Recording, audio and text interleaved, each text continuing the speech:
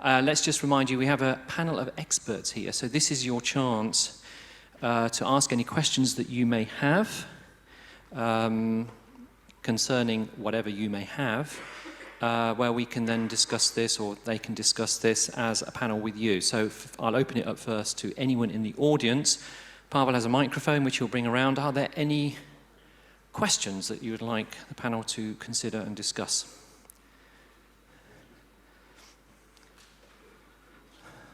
So far I see none.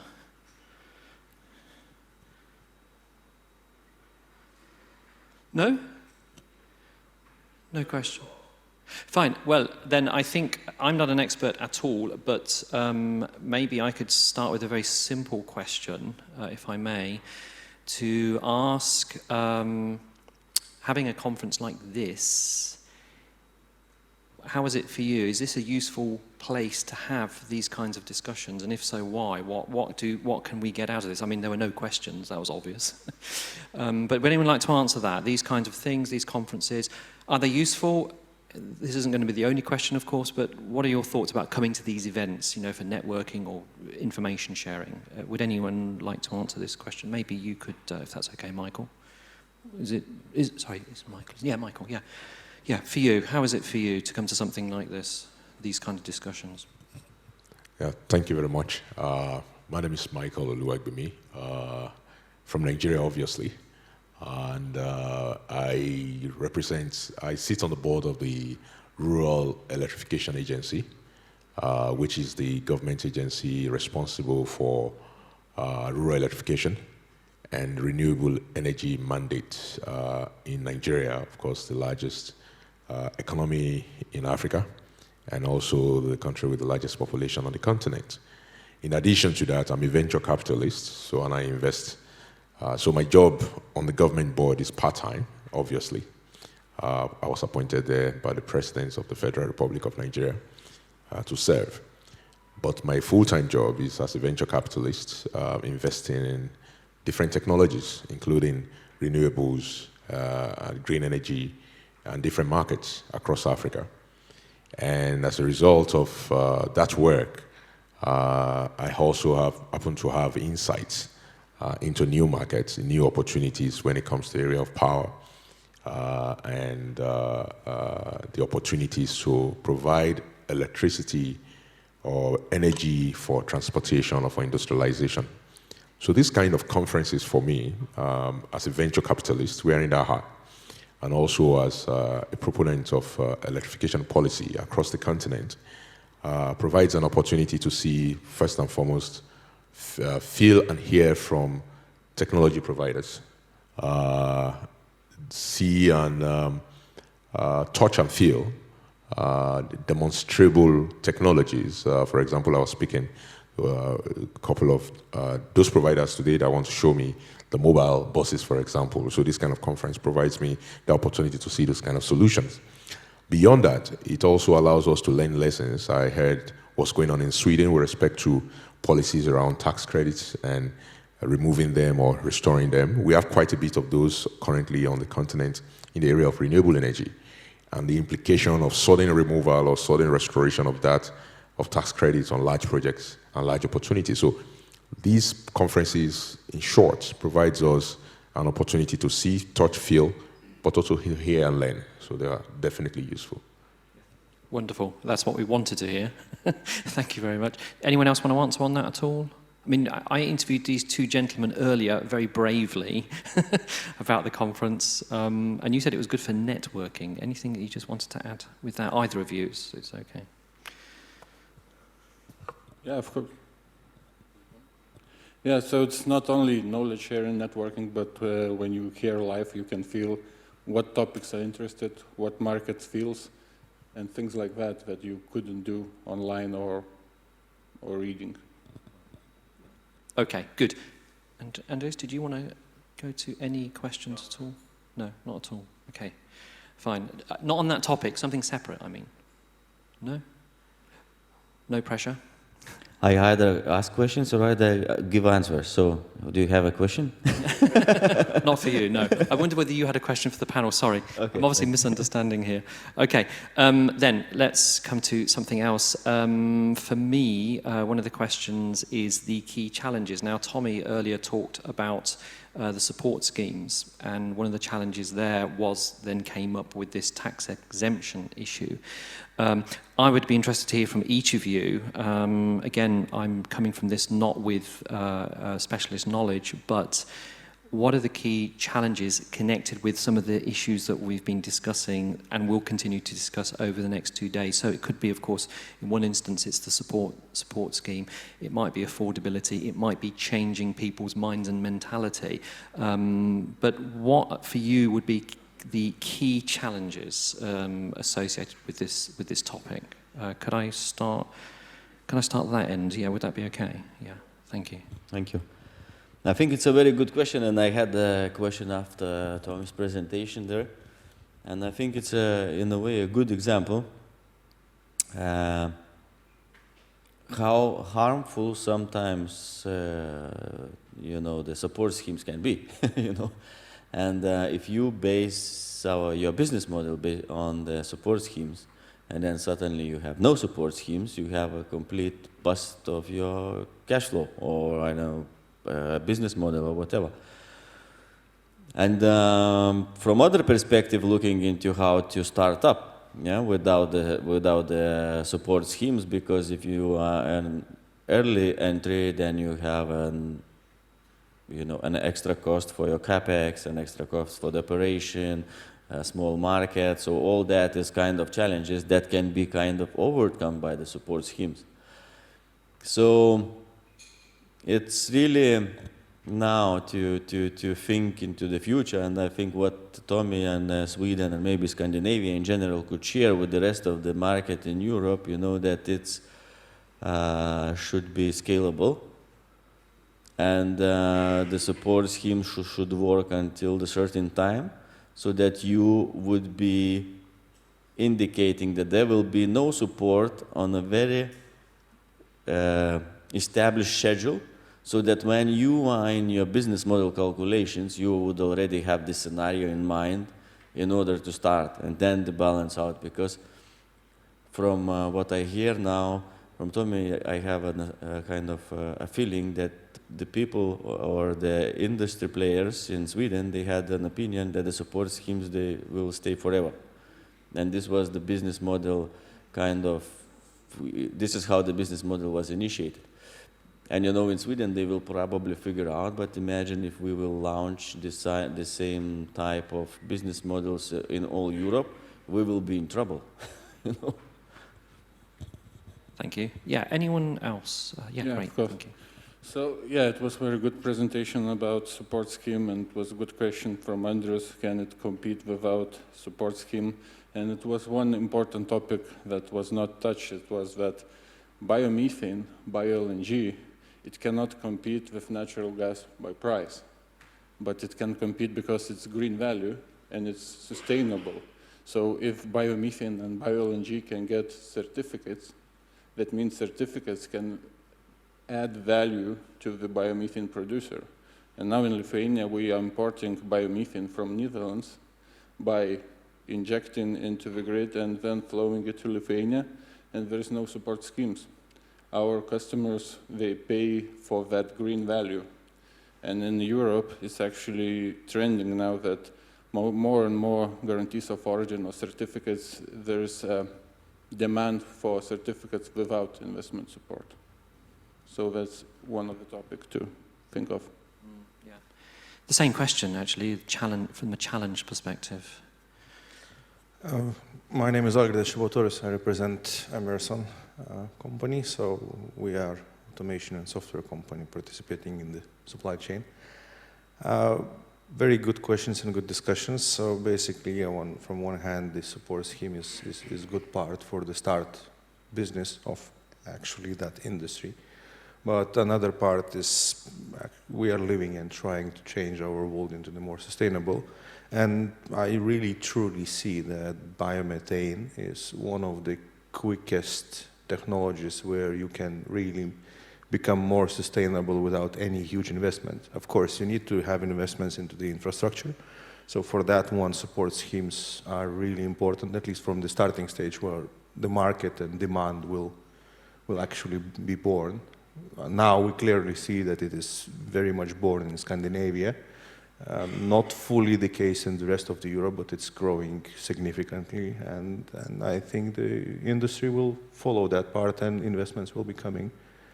But this is really important for the start, for anything worth starting. Because at the beginning, we don't have a business case for that, and industry is not investing without a business case, unfortunately.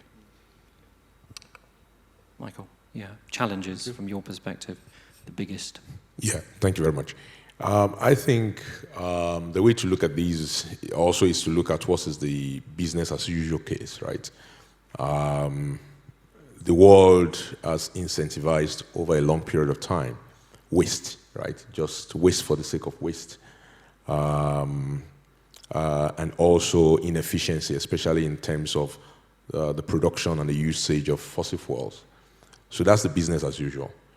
I actually come from an industry, I started my career in ExxonMobil and later Worley Parsons, where fossil fuel continue to receive, by and large, robust support of international governments across the world, either oil and gas, as it were, crude oil. And that's the reason why it is widely available, cheap. Government policies are built around this fossil fuel. So the first question I have, aside from just trying to incentivize the usage of biomethane, is to say removal of biomethane has social value. There's, of course, the havoc that methane wreaks on the environment, especially greenhouse gases that it produces, which ultimately cause issues for us around desertification, around global climate warming or change, as the case may be. There's a value in us removing it and utilizing it for a productive use. So government policy has to start from the point of view, and we as an industry must be able to advocate for that policy to start from a point of view of you need to make this happen because of the long-term value to the environment, long-term value to humans, long-term value to other parts of our security, either our food systems or our environment. But then we also have to consider as an industry how to make it sustainable. I think the question is about sustainability. But we should not stop advocating, as the Swedish are now, that it should be elongated. The oil and gas industry gets ridiculous support. As somebody who comes from that industry, ridiculous support, and continues to get it. So why can't biomethane get the same continuous support? Why should it be 5 years and then stop? We've been supporting oil and gas industry for the past 150 years, and we'll continue to do so because we think it is central to our economy. But this is not just central to our economy, it's central to our survival as humans. More greenhouse gases means more desertification, higher drought, less food for everybody, more conflict in the world. So removing that from the system and using it to power energy to develop ourselves has some positive value to it. So I think it's a balance of both. The sustainability part, I agree, introducing things like credit, carbon credit, or even higher carbon credit for biomethane projects that allows them to sell to make it more sustainable might be ways to do it, but we should not stop demanding support for the projects to be established, because new ideas, innovative ideas that's going to rescue us from the precipice of environmental and natural disaster that we had as humans will have to be, there's a value and cost to it, and somebody has to pay for it. And our government, that's the reason why they exist. Great, thank you. That was really good. Tommy, same question for you. I mean, you mentioned support schemes we set in these tax exemptions, but what are your other thoughts about the key challenges surrounding this topic? Well, for us, the European Union is a curse and a blessing. Because if you go to the forefront, you will find a lot of challenges in the beginning. And then the rest comes up with a general solution which will be implemented, but one size does not fit all. So if we can find these green certificates to inject more biomethane to the gas grids, that will probably work for 25 of the member states. But for some states, we have no gas grid, so we need to go to other markets, and therefore we are more dependent on schemes to support us because it's a much higher investment cost. And you can't really tell on what date or year we should be able to compete on the same conditions as fossil fuels. All depends what you would like to achieve. Is it a business model that should be one-on-one ratio, or is it that we need to change our transport system into renewables? And that's why the government needs to support alternative fuels to fossils, and then the support might go on to 2040, 2045, before we actually can say that we have no more fossil fuels in the transport system. We don't know what the end date will be. So for a business to say you will get support a certain years and then it will stop, that it will not be enough to create a sustainable business model, and it will not be enough to achieve the long-term targets. That's my opinion. That's our challenge for the moment. Yeah, great. Thank you. Tommy, did you want to say something? Yes, I want to add, I completely agree with Tom that it shouldn't be kind of calculated the timeline when the support should be ending. But I think where the governments should be focused and where they should invest in developing the market, not paying money for the operation. Because paying money for the operation will never be sustainable. So this business model will never work because this is attached as an additional revenue source. So in this case, you probably can establish the floor pricing or something like that, so that you get the support behind a certain price, or if the market conditions are worse. But with the decarbonization, there is a lot of initiatives. So installing, the environmental zones in the cities, silent zones, defining the type of the transport that can enter certain geographical areas, the customers demanding the cleaner shipment, corporatives joining to.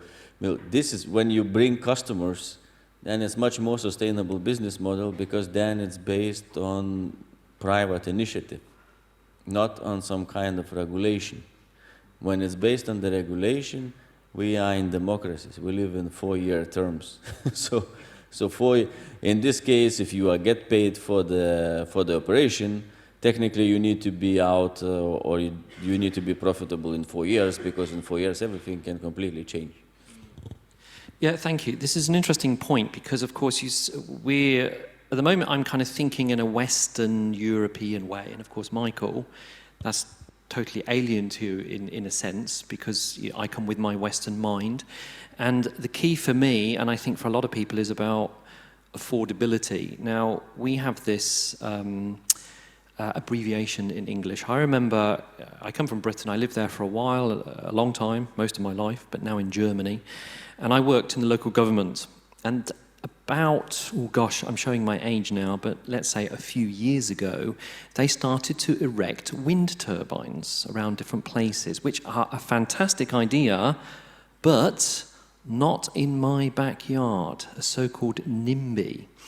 And I think that this is always going to be an issue about affordability and acceptability, because for many people, something is a good idea until it personally affects me in terms of price, or it is detrimental to my property or my land or my skyline. And this is one of the issues is it pushed by, are things pushed by government and the public accept it, or should it work the other way around where the public push the government? And if it is the public who pushes the government, how do we sell it? I mean, we've seen so far a number of presentations which in theory are great, but translating that to real life in real towns and with real people, how easy is that? I mean, I don't think it's as easy as we might. Sorry, I don't mean to be disrespectful, but it might not be that easy, especially with this NIMBY and affordability, these two key questions. Tommy, I can see you're maybe thinking about this. Any comments on this point? So if I can start, we have this problem, as many countries do, especially regarding wind power, that the public, yes, they demand more renewables, but not in my backyard. It's very, very common in Sweden. And what you need to focus on is the local benefits. You can try to explain that we need to inject more electricity in the system because the demand will grow until 2030, and that will mean that we can keep the cost of electricity at more or less the same level as today. If we don't do that, we need to import electricity and blah, blah, blah. You can try to explain that, but people do not react in a 20-year scenario. Yeah. People react, if I will accept the wind power here and now, what's in it for me? You need to answer that question. Yeah, right. And of course, I use the example of a wind turbine, but what about some kind of biogas facility? You know, great idea in theory, but the sound of it, it doesn't even sound nice in my backyard, or if I get, you know, it 1 kilometre away, it doesn't sound very attractive. Have you got any is it the same issue with that as well? Yes, we have. That's exactly what is happening. What we are doing, and many, in the case of biogas plants, is to enroll the citizens nearby to participate and to own shares and to benefit somehow from their production in some way. But of course, we have people who said, I will never permit a biogas plant nearby, and they will go to court, and it would take years to get a plant up and running. Thank you. Any other comments, Michael? Yeah, I think sometime those of us who are, especially those of us who are engineers and professionals, professors and doctors, most of us in the room, we tend to speak above the head of the average person. How does removing or how does biomethane affect me? I mean, that's the first question. A common man, the voter, who's just a plumber, a carpenter, just living his life. How does it affect him? You expect him to support your biogas project. Why? First and foremost, to bring it on. I mean, if you tell somebody, and this, again, sometimes we run away from the reality, the real problem. The real problem of biomethane is that increasingly our world is not going to be livable if we continue to let this gas out there. I mean, it's very simple. Yeah. The rainfall that you're not getting regularly today in Germany, today in California, is because of global warming. That means lack of food for you. That also means more expensive groceries, higher inflation, all of these things, blah, blah, blah, blah, blah. It also means conflict in some parts of the Sahara, in Sahel, which means more immigrants are going to be at your doors in Europe. So bringing these issues that even already lights up voters, but connecting it to the issues that we want to advocate for is very critical. I think we do a very bad job as the scientific, engineering, and technical community. So maybe you call it a SET, right? It's SET, Scientific, Engineering, and Technical Community, of explaining the issues and making it connected to what voters care about. The voter cares about jobs, first and foremost. So if you're going to build a wind farm in his neighborhood or a biogas plant, to say, this is going to give you 200 jobs during construction, and it's going to give you 20, 30 jobs over the lifetime of the project. That means your son, who is now in technical school, will find a job when he's graduated in 4 or 5 years. The voter also cares about cleaner environment. The waste product currently is on the dump site, and we're letting it out into air. It smells nasty. It's not the best. So it's already with you. What we're saying is we are trying to use it now to power your electricity to maintain a consistent value or price of electricity for you, which eats less at your wallet. Yeah. So it's explaining these issues and connecting sometimes very difficult concepts or very complex issues and bringing it to light to the voter. The 4-year cycle is fine. I think Nigeria is one of the largest democracies in the world. I think democracy works very well if we're doing enough communication. 90% of democracy is communication. But the scientific, engineering, and technical community cannot just pride itself with providing solutions or having the solutions without explaining it to the ordinary voter. And that is where we need to do more job with advocacy and information sharing. Yeah. Great, thank you, Michael. I'm still going to go with this same question. Can I start down there with you? The same question for you, sorry, about how do we win over the public and this NIMBY kind of, whether it's a wind farm or whether it's a biogas facility plant, how do we convince people? Any thoughts? I think not in my backyard it's unbeatable, you know, and sometimes it's unconvincible in a way. So probably the before starting up those projects, there should be a social kind of compromise on that, and the social compromises usually are embedded into the planning. So when cities, governments, and other institutions are planning, they need to have this in consideration. And it's easy to say, hard to do, but scalability, as we discussed, and then maybe this is also the answer to affordability, if you have a fuel that you cannot afford, then this fuel shouldn't be in the market. Yeah, because then otherwise it's a waste of time. So there needs to be a reason why you do that. And talking about the green fuels, that's a lot of affordability questions usually. But when you do the calculations, it's not about affordability. It's about wanna pay index. Yeah? So how much would you pay to be greener? And usually, when you come down to the energy cost, to the final delivery or to the final production, we're talking about cents, not euros. Yeah? When it's on the right scale. When the scale is not there, then you have an affordability problem, then you have my backyard problems. When you have a scale, you have more intense planning, you have more intense capital investments, so it's kind of brings more social value for the regions and countries. Yeah. Then it's usually much easier to solve two problems in one. First, there is no backyard because this was decided. This is important. Second, it's affordability because scale brings affordability. Yeah, great. Thank you. Any comments, the two I haven't yet spoken to on this same topic, convincing the average Joe? Yeah. Not in my backyard. It's a very live problem in Lithuania because potential biomethane producers, most of them face this problem.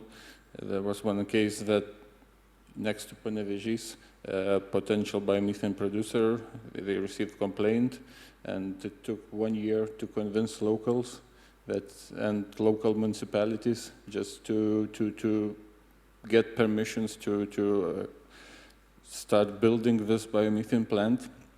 And we had the same problem also, not even with biomethane or wind. It's the same problem when we were building a GIPL connection, gas transmission system from Lithuania to Poland. There's lots of problems because we're using farmers' farmland, yeah, and yeah, so it's problem is life, and the best way is to educate, speak, and there's not much you can do. Yeah, good, thank you. And I think not too many things to add, but honestly, I think one of the best example was told here that what's in that for me. Yeah. And I think all of the Europe had already lesson, I think, end of last year when energy prices really went to the sky high, and there people really truly understand what is in that for me. Yeah, right. When your bill is going in times up, when your products and groceries in the shop going in times up, and we are suffering from that inflation. So I think it's on these days already a bit lower question in terms of sustainable energy. Yeah.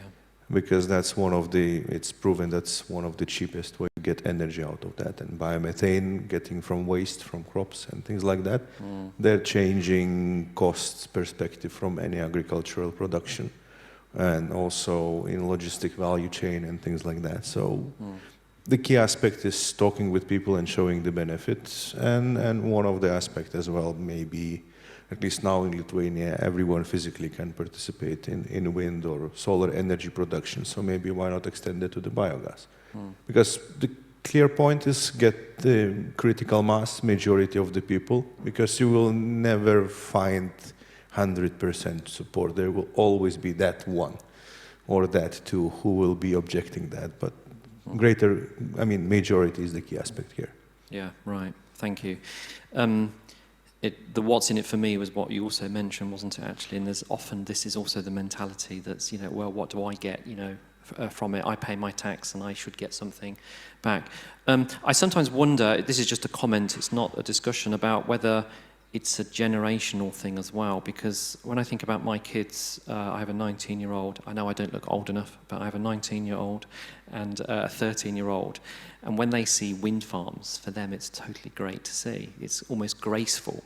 But when you're going through a paradigm shift where they didn't exist before, and then they start to be introduced, you're either going to love it or hate it. But if you grow up with it, and it becomes a part of the landscape, kids will just accept it. I know it's not always the case, but I have definitely seen that with generations, Sorry, you had a comment. Yeah, it's a very good point. I think that's dramatically changing in Europe, even because we are interviewing even people, candidates for the companies, and they really care about sustainability. So I think within the time, new technologies like biomethane or hydrogen or whatever other technology we will invent as a human beings, it will not be that, I think, big impact, because the generation which is coming is really have a completely different mindset. Absolutely. That's for sure. Yeah. As an aside, I showed my youngest daughter a cassette player and she said, "What the hell is that?" It's a cassette player. Anyway, that's another topic. Okay, so last comment, last question for each of you. I want to earlier we saw, and we will continue to see, targets. We were looking at 2030 and 2050, looking at decarbonisation. They're very ambitious, I think. How optimistic are you? Whether you're optimistic or pessimistic, you can say why, but how optimistic are you that we will hit those targets, that we're on a path, we see what we need to achieve, but how optimistic are you that we will be successful in meeting those targets that were there before, that have been set? Tommy, can I start with you? Well, it all depends on the market, what they are willing to pay. I mean, we are underestimating the consumers, the final consumers. What are they prepared to pay for renewable fuel? And most often, companies, for example, truck companies that run their trucks on LNG, don't tell their clients. And the clients themselves, although they have ordered them, we want you to run on renewables for our transports, they do not tell their clients that we are sustainable because we have LNG trucks, etc. So it's a communication challenge. Right. But if we overcome that communication challenge, you're optimistic that we can meet those targets? Yes, I am, because we know the 30 billion metric tons is only, if I recall right, 13 or 15% of the total use of natural gas, the demand of natural gas in the system. So if the certificates are introduced in all types of markets, we will reach that. Yeah, okay, fine. Okay, Michael, optimistic or pessimistic? I'll say something controversial. I'm used to saying that, doing that anyway, but I do not think we're going to meet the target. Not because the targets are not by themselves achievable, but because the needs of the vast majority of the world's population was not factored into setting the targets. And we are not acting in the best interest of the global south, where most of the parts of the world is going to be born. If you look at most children that will be born in the next 20 to 30 years, they're going to be in the global south. And the global south is not responsible for most of the pollution today. Most of the pollution is being done by the global north. But the global south bears most of the consequences of the pollution in desertification, in climate change impact with respect to food production systems. And so, when those targets were being set, there's a cost to the global south, which the global north has not shown they're willing to pay. So if the global north does not pay for the pollution that they have polluted the world, that the global south is now being asked to co-pay for what it did not produce, then you're going to definitely have a divergence of meeting the targets. So my opinion is the world must understand climate change came because of certain activities of man. And those who undertook those activities more or less have received what I would call historical subsidies on pollution. And they must now be willing to pay for those subsidies back into the system so that those people who did not receive it can then be able to catch up with respect to development. You cannot tell the Global South to stop developing when it is giving birth to more children, as to industrialize. I mean, you saw the slide around where most of the world population without electricity is going to live. If their standard of living is even going to move up a little bit with respect to access to goods and services, modern power, access to markets, all of those things, then they will consume more energy. Who's going to pay for it? Will you ask them to use expensive renewables? Or most of the time they already have, for example, Nigeria is a gas province. We have bountiful gas. Are you going to penalize Nigeria or other African countries for using crude oil in order to be able to meet their developmental needs? You can't. They just need to develop. And the world have to know this, the world have to understand this, and we have to be very clear-headed about it. Last COP meeting, I think the Vice President of Nigeria spoke vehemently to this point. You must pay for your past pollution. And if you're going to pay for your past pollution, then it's going to allow us, those people who did not benefit from that pollution, to be able to then speed up, level up in terms of development. Otherwise, we're just going to develop at our own pace, and we're going to use the cheapest form of energy, which is probably going to be fossil fuel. Unfortunately, that's going to screw up the numbers, and we're not going to meet the target. Okay, that's clear. Thank you. Thank you. Yeah, I'm myself, let's say, more optimistic than pessimistic, because I think, first of all, targets should not be easy to achieve. Otherwise, it will be nothing. Because also we are driven by industries, by businesses, but by governments and politicians, regulations, subsidies, taxations, and all of this, let's say, eco-structure or economical structure. But if we have those targets and all working in the place, I mean, subsidies and taxations, that actually moves all the industry towards new technologies, and the beauty of moving that on these days it moves faster and faster, because development of economy and development of technologies are moving faster. So we still don't know what we are going to find in 2 or 3 years, but even looking to the past, how we found LNG as an industry, how quickly it went, and if we look to the even deeper past on oil and gas technologies, what was the speed of technology development? Now it's much quicker because of how we employ technology. So I think that's what will make the change. And the more technology is developing, the more achievable, let's say, or the cheaper is the technology itself. And sustainable energy in general, it shouldn't be expensive, because you are using something what you already wasted. Yeah, thank you. I mean, you're talking about technology, suddenly came into my head AI and this worry about AI taking over. I actually think AI might make some better decisions than we do, to be perfectly honest, but that's another topic as well. Can we come to the next? Yeah, of course. Yeah, so we have many targets. There's one in Renewable Energy Directive 2018. It was 15% and 30%, 15% in transport sector, 30% in final energy mix. Now it's RED III coming with higher targets. We have REPowerEU plan with ambitions of 30 billion cubic meters of biomethane by 2030. And we have good momentum.